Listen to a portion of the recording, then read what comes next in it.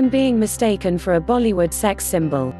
This is the photo of Bollywood actress Sunny Leone. Callers have been trying to reach her. And this is the photo of Puneet Agarwal.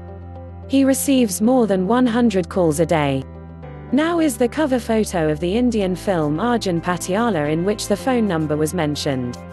The film is a romantic comedy about a small-town policeman. News script taken from BBC. All clips may not represent the story. Watch to become bilingual, as the video is specially made for English learners. A man who has been besieged by calls after a Bollywood film mistakenly publicized his phone number says he is exhausted and frustrated by the constant attention. In the film, Arjun Patiala, actress Sunny Leone reads out the phone number of the character she plays, which happens to belong to 26-year-old Puneet Agarwal. Mr. Agarwal told the BBC he had been receiving more than 100 calls a day since the movie was released on the 26th of July. I don't even dream anymore, he says. The phone keeps ringing until 4 in the morning.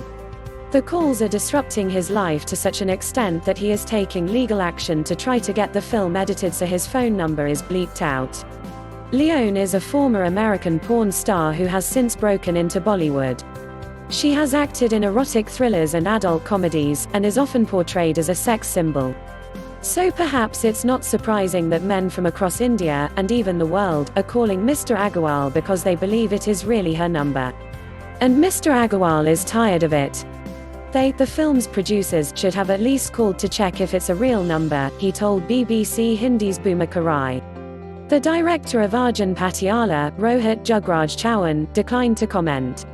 In the week since the film hit the screens, Mr. Agarwal hasn't been able to work, sleep, or even eat his meals in peace. But giving up a phone number that he's had for years is not an option, he says. It's connected to my business and many old friends have this number.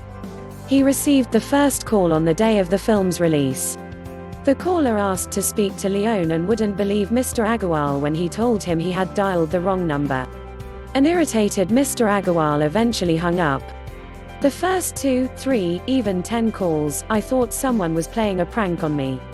I thought maybe it was a friend of mine. Quote. But the calls kept coming, and they all asked him the same question: can I speak to Sunny Leone? He started to realize what was really going on after many of the callers referred to the film. So I watched the movie and my number was really there, Mr. Agarwal says. It wasn't the fault of the callers. They really were given my number. He says he tried to register a police complaint, but the police were unable to help since the callers were not committing a criminal offense.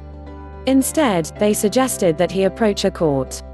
Mr. Agarwal has since filed a petition to have his number removed from the film.